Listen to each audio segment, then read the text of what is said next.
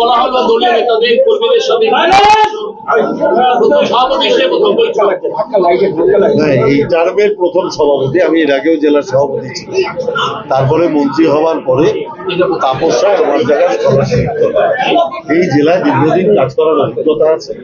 আর আমাদের এই জেলার সুবিধা হচ্ছে, আমাদের এই জেলায় যারা বিধায়ক আছেন, মন্ত্রী আছেন, তারা অনেক বেশি রাজনৈতিক ব্যক্তিত্ব।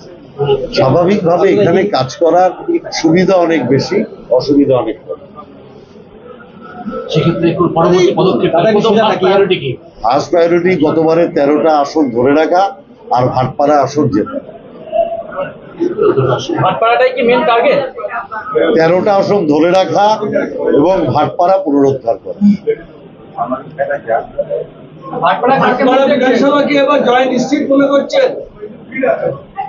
আমি একবারও কখনো নিশ্চিত কথাটা ব্যবহার করিনি, কারণ নিশ্চিত করে মানুষ। আমরা নির্ভরশীল মানুষের উপর। আমরা ভাটপাড়ার মানুষের কাছে আবেদন করছি যে একবার অন্তত ভাটপাড়া মমতা ব্যানার্জির উন্নয়নের পরখ করার জন্য মমতা ব্যানার্জির দলের কাউকে নির্বাচিত করা হচ্ছে।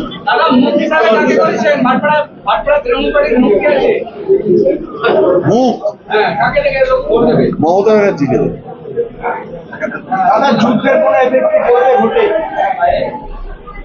যুদ্ধের যারা জওয়ান আমরা নেমেছি এবং আমরা 17-18 তারিখ সারা বাংলা জুড়ে বীর জওয়ানদের, শহীদদের শ্রদ্ধা জ্ঞাপন করেছি।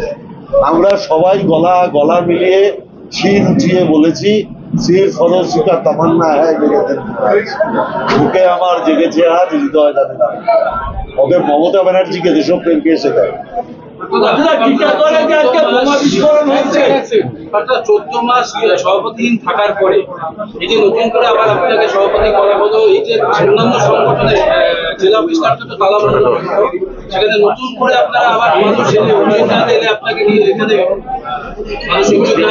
হ্যাঁ, 100বার আমাদের 7 দিনই অফিস খোলা থাকবে এবং এক একটা সংগঠন এক এক দিনের দায়িত্ব নিয়েছে।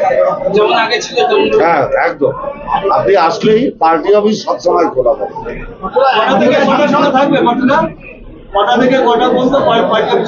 একদম সকাল 12টা থেকে সন্ধ্যে 7টা অবধি। আজকে একটা বিস্ফোরণ হয়েছে, সেই ঘটনায় এখনো পর্যন্ত জিজ্ঞাসাবাদ করছে পুলিশ। যে অপরাধ করবে সে যেই হোক, পুলিশ প্রশাসনিক ব্যবস্থা নেবে, নিশ্চিত থাকতে পারবে। মমতা ব্যানার্জির আমলে কোনো ক্রাইমকে আমরা সমর্থন করছি না, করবো।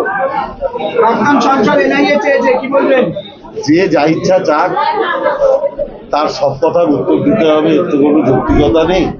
কারণ আমার মনে হয় গরম পড়লে তাদের মাথায় একটা উদ্ভট রোগ দেখা দেয়। আমি এটুকু জানি, পুলিশ প্রশাসন যথোপযুক্ত ব্যবস্থা নেবে।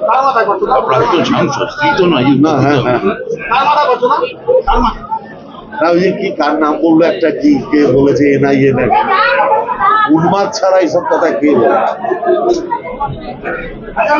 এবং আনসারের সঙ্গে যোগ করেছে, মানে ক্যান্টনমেন্ট,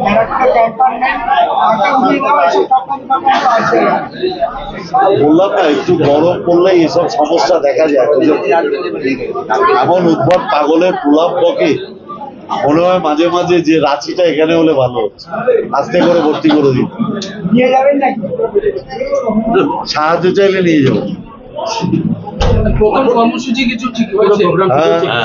আমরা কর্মসূচি করেছি। আমরা অলরেডি প্রথম হচ্ছে, আমরা ভোটার লিস্টের কাজটা 13টা বিধানসভায় 100% করে ফেলেছি। আজকে এটা আমরা পর্যালোচনা। আমাদের একটা বিধানসভায় কাজ বাকি রয়েছে, সেটা আমডাঙ্গা। সেটার জন্য আমরা গুরুত্বপূর্ণ পদক্ষেপ গ্রহণ করেছি, যাতে আমরা ইমিডিয়েট 1 সপ্তাহের মধ্যে সেটা করে ফেলতে পারি। আর 14টা বিধানসভায় আমরা 4 তারিখ থেকে লাগাতার কর্মসূচি করছি। এক হচ্ছে দলীয় কর্মীদের একাট্টা করা এবং সংঘবদ্ধ রূপ মানুষের সামনে নিয়ে আসা এবং কর্মী সভা, এবং অতি অবশ্যই 21শে জুলাইয়ের প্রস্তুতি। আমরা 4 তারিখ থেকে, 4 তারিখ শুরু হচ্ছে আমডাঙ্গা থেকে, এটা শেষ হবে রাজারহাট গোপালপুরে। 5 তারিখ আছে দমদম নটদমদম, 6 তারিখ আছে কামারহাটি বরানগর, 7 তারিখটা নিয়ে একটু প্রবলেম হচ্ছে, আমরা একটা কথা বলে নেব। 8 তারিখ আছে, 7 তারিখ পানিহাটিতে আছে বিকেল 5টায়, 8 তারিখ আছে ব্যারাকপুর, নোয়াপাড়া, বিশপুর, 9 তারিখ আছে রাজারহাট গোপালপুর, এই অব্দি ফাইনাল আছে। আমাদের জগদ্দলের যেহেতু সভাপতির একটা আপনারা জানেন আত্মীয় বিয়োগ হয়েছে, ওই জন্য জগদ্দল এবং খর্দাটা আমরা পেন্ডিং রেখেছি, কথা বলে ঠিক করা হবে। আপনারা টিটাগড়ের মানুষকে কি বলবেন? একটু আতঙ্কে আছে টিটাগড়ের মানুষকে, কি বলবেন? কোনো আতঙ্কে থাকার কারণ নেই। আমার বন্ধু বিধায়ক রাজ চক্রবর্তী তিনি এর মধ্যেই সবার সাথে কথা বলেছেন। এইটুকু নিশ্চিত থাকুন, যে ক্রাইম করবে তার জায়গা জেল, আপনি নিশ্চিত থাকুন, এরকম দায়িত্ব নিয়ে বলছে। কিছু গরিব মানুষের ঘরের চাল হয়ে গেছে আর কি, তাদের কি কোনো কম্পেনসেট করার কথা ভাবছেন? আমি রাজকে বলেছি ও দেখে রিপোর্ট দিক, নিশ্চিতভাবে যদি কিন্তু ক্ষতিগ্রস্ত হয় পার্টি নিশ্চিতভাবে পাশে রাখবে। কামারহাটির এক তৃণমূল নেতা কিছুদিন আগেই বিরোধী দলনেতার সাথে দেখা করেছিলেন এবং তৃণমূল ছেড়ে দেওয়ার কথা বলেছিলেন। আজকে আপনার মিটিং এ তাকে প্রথম সারিতে বসতে দেখা গেল, তার সাথে কি কথা বললেন? এর উত্তর তো উনি দিতে পারবেন, আমি কি করে দেবো? আমি জানি না, আমি জানি উনি তৃণমূলে আছেন, তৃণমূলের নেতা, আমি ওনাকে সম্মান দিয়ে ডেকেছি, এটুকু আমি বলবো। উনি বলেছিলেন যে আমি ফিট নই তৃণমূলের জন্য। এখন এর উত্তর তো আমি দিতে পারবো না, ওনার কথা ব্যাখ্যা উনি কি করে আমি কি করে দেবো, উনি বলবেন। এবার আপনারা ব্রাত্যদা চন্দ্রিমা দিকে